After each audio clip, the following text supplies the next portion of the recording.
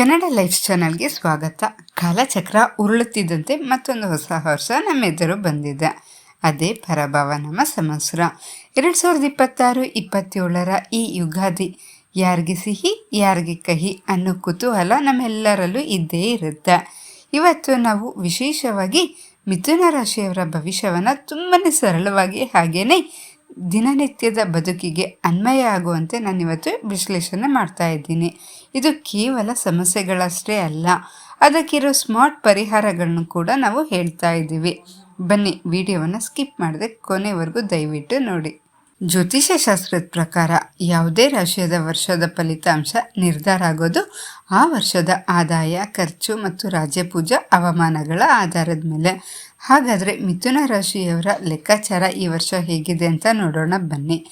ಆದಾಯ 8 ರೂಪಾಯಿ ಆದರೆ ಖರ್ಚು 11 ರೂಪಾಯಿ, ರಾಜ್ಯಪೂಜಾ ಗೌರವ 1 ಅಂದರೆ ಅವಮಾನ 7. ಹಾಗಾದರೆ ಇದರ ಅರ್ಥ ಏನು? ನೀವು 8 ರೂಪಾಯಿ ದುಡಿದ್ರೆ 11 ರೂಪಾಯಿ ಖರ್ಚಾಗೋ ಸಾಧ್ಯತೆ ಗೋಚರ ಆಗ್ತಾ ಇದೆ. ಅಂದರೆ ಉಳಿತಾಯದಕ್ಕಿಂತ ಖರ್ಚು ತುಂಬಾ ಹೆಚ್ಚಾಗಿರುತ್ತೆ ಅಂತ ಹೇಳ್ಬೋದು.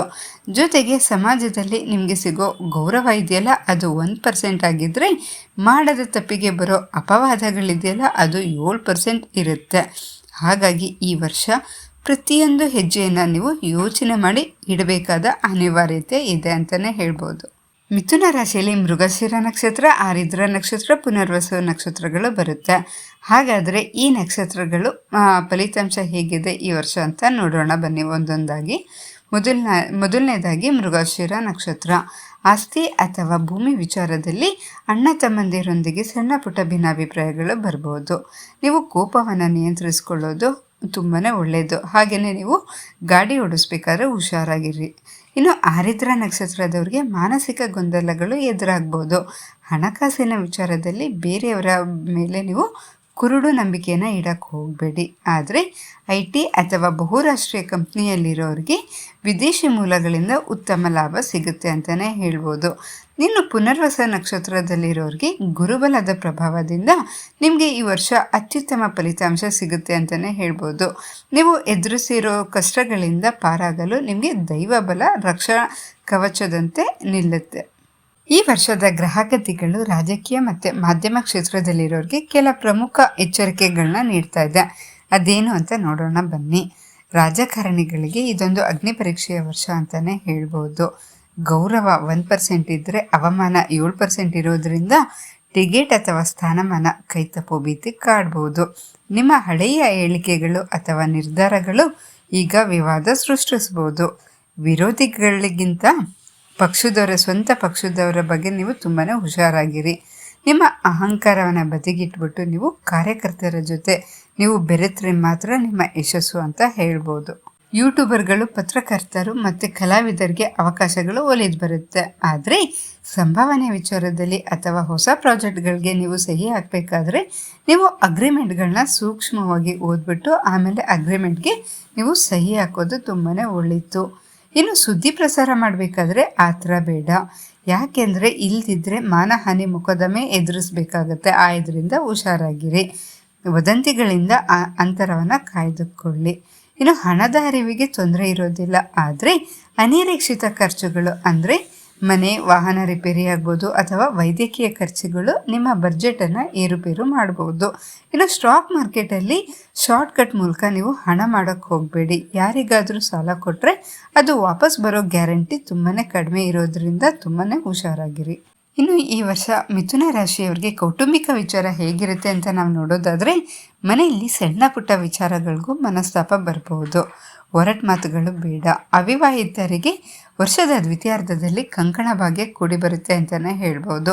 ಇನ್ನು ಸಂತಾನ ನಿರೀಕ್ಷೆಯಲ್ಲಿರುವ ದಂಪತಿಗಳಿಗೆ ಸಂತಾನ ಭಾಗ್ಯ ಇದೆ ಅಂತಲೇ ಹೇಳ್ಬೋದು. ಇನ್ನು ವಿದ್ಯಾರ್ಥಿಗಳಿಗೆ ಹೇಗಿರುತ್ತೆ ಅಂತ ನಾವು ನೋಡೋದಾದರೆ ಏಕಾಗ್ರತೆಯನ್ನು ಕಾಯ್ದುಕೊಳ್ಳೋದು ಈ ವರ್ಷದ ದೊಡ್ಡ ಸವಾಲು ಅಂತಲೇ ಹೇಳ್ಬೋದು. ಇನ್ನು ಸೋಷಿಯಲ್ ಮೀಡಿಯಾದ ಆಕರ್ಷಣೆಯನ್ನು ಈ ವರ್ಷ ನೀವು ಕಡಿಮೆ ಮಾಡಿ ಹೆಚ್ಚು ಓದಿನ ಕಡೆ ನೀವು ಗಮನವನ್ನು ಹರಿಸಿದ್ರೆ ಒಳ್ಳೆಯದು.